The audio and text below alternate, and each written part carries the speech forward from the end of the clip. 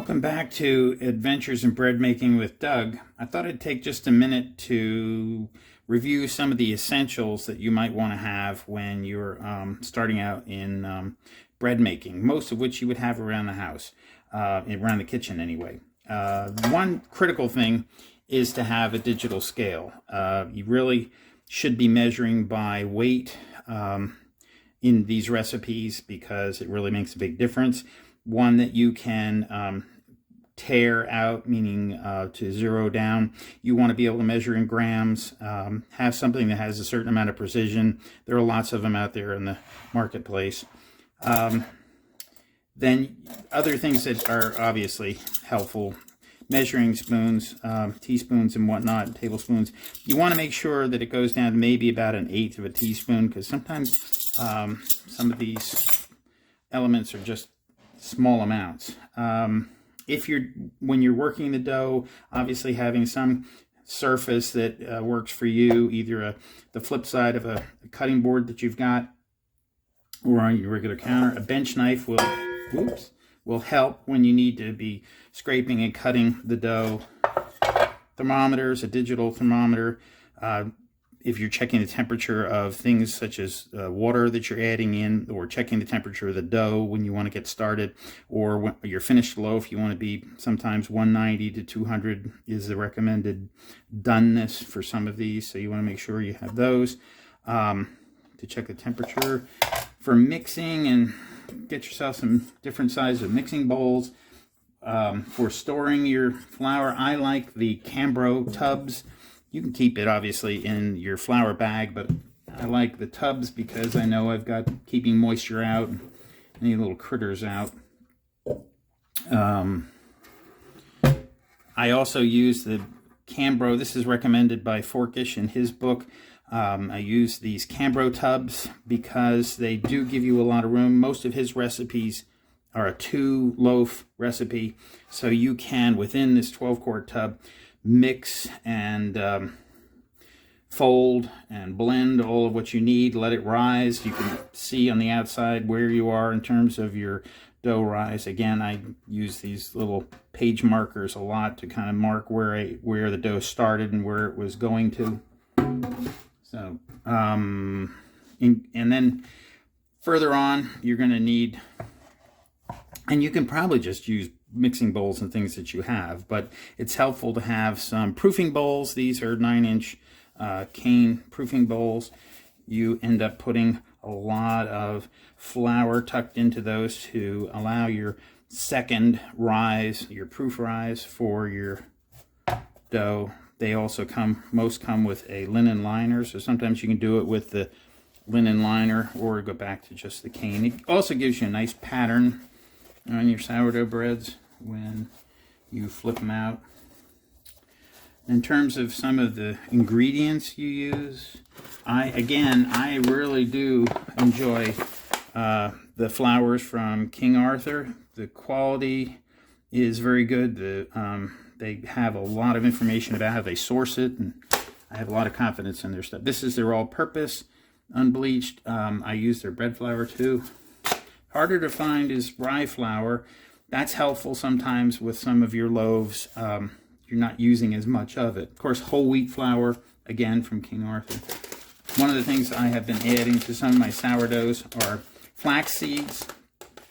They have some that are ground too, although as I understand you can use a coffee grinder to grind them down if you wanted, but I'll put flax seeds in some of my breads. That gives it a nice earthy flavor. As you can see, we have some of our dough rising in one of these Cambro tubs. I like those because you can really see what's going on. You can cover it, and you know you're in good shape. And then, of course, for reference materials, Ken Forkish's book,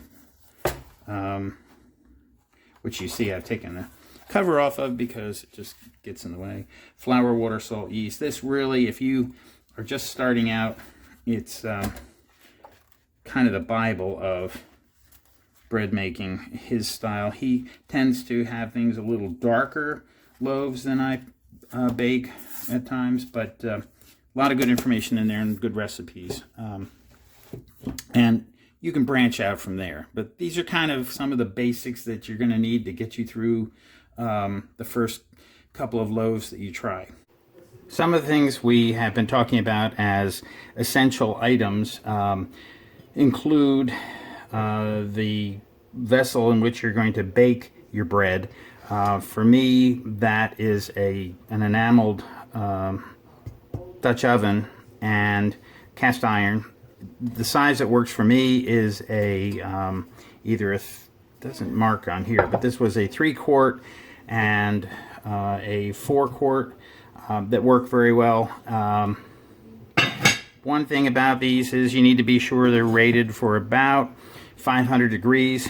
Usually the thing that's not rated for that heat is the knob.